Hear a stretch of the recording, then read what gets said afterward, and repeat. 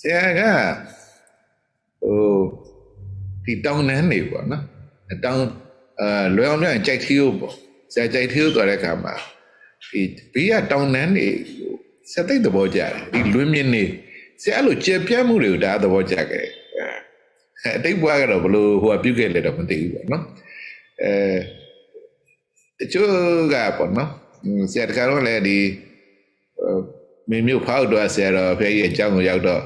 ဆရာတော်ဖျားကြီးသတင်းသုံးတာအဲ့လိုတောင်ထိပ်လေးတစ်ခုပေါ့ဘေးကတောင်တွေကအဲ့လိုပဲဟို6နာပါပဲဟိုစိမ့်သိမ်းဆိုတော့မရှိပါဘူးတောင်တွေကအဲ့မဲ့ဆရာနှစ်သက်တယ်ဒီက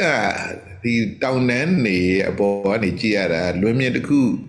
open space ပေါ့နော် barrier မရှိတဲ့ဟာတစ်ခုဟိုမှာကြည့်ရတဲ့ဟာကိုဆရာနှစ်သက်တယ်ခံစားတတ်တယ်သဘောကျတယ်ဆရာနော်ဒီတောင်တန်းနေပေါ့နောက်တစ်ခုကလောကမှာဒီအနောက်နိုင်ငံတွေပေါ့နော် material life နဲ့ပတ်သက်ပြီးတိုးတက်တယ်ပေါ့ဆရာစင်ကာပူရောက်တော့လည်း building တွေတွေ့ဆရာစိတ်ထဲတော့ဒါက concrete brown တုံးတွေပဲသိစမ်းကြတာမဟုတ်ပါဘူးသူပါသူအတိုင်းတာတစ်ခုပေါ့ design ရပါရပေါ့နော်လူသားတွေလောက်တာ recognize တော့လုပ်ပါတယ်ဒါပေမဲ့ဒါတွေသိ impress မဖြစ်ပါဘူးထင်ကြီးခြင်းမရှိပါဘူးဆရာကအရင်တော့ရတယ်ဥမာရန်ကုန်မှာဒီ contract တိုက်တွေပေါ့ရင်တော့ပေးဒီအစိတ်90လေးကတယောက်တည်းနေကြတာပေါ့လွယ်အောင်ပြောလို့ရှိရင်တဲလေးပဲဖြစ်ဖြစ်ပါဖြစ်ကိုဝင်းလေးခြံလေးနဲ့နေတာအဲ့ဒါကို contract တိုက်ဆက်လိုက်တော့ဟိုဘက်တစ်ချမ်းဒီဘက်တစ်ချမ်းတော့ပေါ့နော်12ပေခွဲနဲ့6တက်ဆက်လိုက်တော့12အိမ်ဖြစ်သွားတော့သူတို့ကတော့တိုးတက်တယ်ဆိုတော့အမြင်နေရှိမှာပေါ့နော်ဒီကွန်တိုက်တွေဖြစ်လာဆရာတော့လုံးဝမကြိုက်ဘူးမနဲ့တဲ့ဒီလိုဟာမျိုးကိုဝင်းလေးနဲ့ခြံလေးနဲ့တစ်ပင်လေးတွေစိုက်တဲလေးနဲ့နေရဒီလိုအမျိုးကိုဆရာကသဘောကျလက်ခံတယ်ဆရာရဲ့ဟိုစိတ်ထဲရပါနော်အဲ့တော့တချို့ကတော့မတိုးတက်ဘူးလို့မြင်မှာပေါ့ဒါအပြင်လောကအမြင်ပဲအဓိကဆရာတို့ကတကယ်စိတ်နေစိတ်ထားတိုးတက်ဖို့အရေးကြီးရ material life နဲ့ spiritual life တွေကိုကောင်းမွန်လာဖို့ကဒါမှချမ်းသာစေချမ်းသာမှာပေါ့နော်မပြောပြနဲ့လဲဆရာတော့အဲ့လိုပဲစိတ်ထဲကခံစားရတာပေါ့အဲ့တော့ဒီလိုချင်းတောင်တန်းနေပေါ့နော်ဆိုရင်ဘဝတွေကတော့သူတို့မပြည့်စုံကြဘူးဆေးရောက်ကြမှာမှန်ပါတယ်ဒါတွေကတော့လူသားဒါပေမဲ့ဒီလူသားတွေပေါ်မှာခုနောက်ပိုင်းကျတော့ကိုခံစားတတ်လာတယ်ကိုဘာလို့ပေးရမလဲဆိုတာဒါမျိုးတွေခံစားလာတယ်ဟုတ်လားဆရာဒီရသော်ပြရဲ့ခုနကအနတ္တပေါ့နော်ဆရာတို့မှာ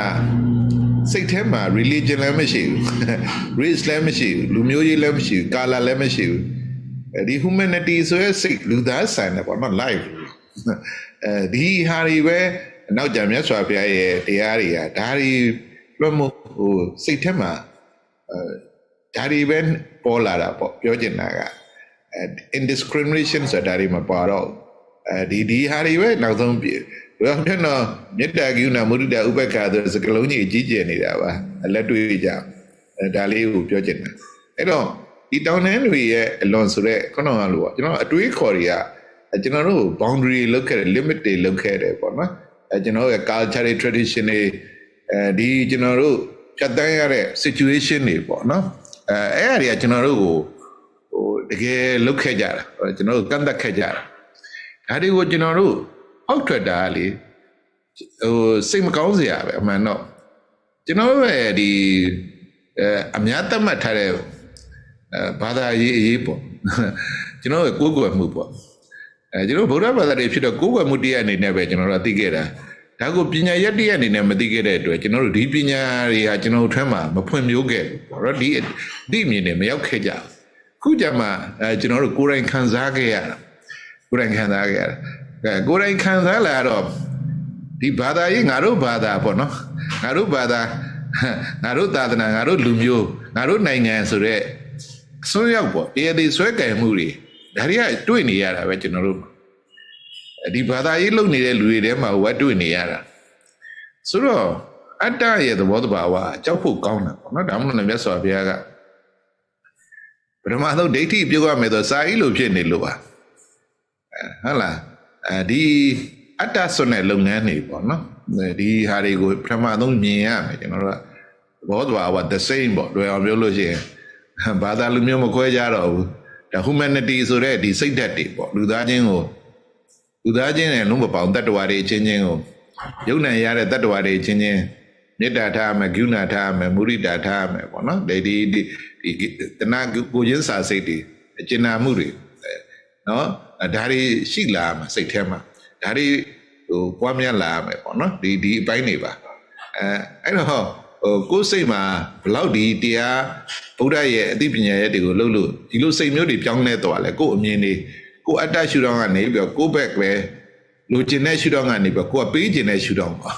ဒီတော့ကိုယ်ပဲရကျင်နေရပဲကျွန်တော်တို့ကလောဘပေါ့လောဘပေါ့ကိုယ်ကဘာတွေစွန့်မလဲဆိုတော့ကျွန်တော်တို့ပတ်စံပေးဖို့ပစ္စည်းပေးဖို့တော့အဲ့လိုမဟုတ်ပါဘူးဒီစိတ်သက်ပိုင်းဆိုင်ရာတွေကဟလာတူရှုပေါ့ရှုတူဆိုရဒီကျွန်တော်တို့ရှုထောင့်တစ်ခုပြောင်းသွားတာပါပဲဟလာရယူကျင်တာမဟုတ်ဘဲနဲ့ပေးဆက်ချင်တာပေါ့ကျွန်တော်တို့ဒီလိုပေါ့ဒါတွေကလည်းမိသားစုရှိတဲ့လူတွေသိတာပဲမိသားစုရှိတဲ့လူတွေကမိသားစုတွေပေးဆက်ကြတာပဲဒါအစမ်းတကြမဟုတ်ပါဘူးမိသားစုတွေကိုရယူကြတာမဟုတ်ဘူးနဲ့မိသားစုတွေပေးဆက်တဲ့ဒါတွေကရှိပြီးသားတွေပါဒါပေမဲ့ဒါတွေကိုကျွန်တော်တို့လောတစ်ခုဖြစ်အောင်မမြင်ခဲ့ဘူးပေါ့နော်ဒီရှုထောင့်ကြီးဒါကြောင့်မလို့ဒီတောင်တန်းတွေရဲ့အလွန်ဆိုတဲ့ဟာလေးက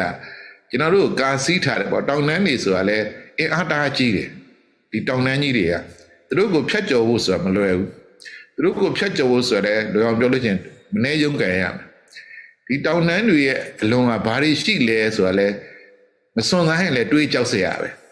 ဟုတ်လားစွန့်စားဖို့ဆိုလဲလွယ်ကူတဲ့ကိစ္စတော့မဟုတ်ဘူးဒီတောင်တန်းတွေအလွန်ကနေပြီးတော့တောင်တန်းတွေပေါ်ဖြတ်တန်းကြမှာဖြစ်ပါတယ်အဲကြောင့်မလို့ဒီကောင်းစဉ်တွေကစဉ်းစားတတ်ရင်လည်းအလွန်စိတ်ဝင်စားဖို့ကောင်းတဲ့ဟာလေးတစ်ခုပေါ့နော်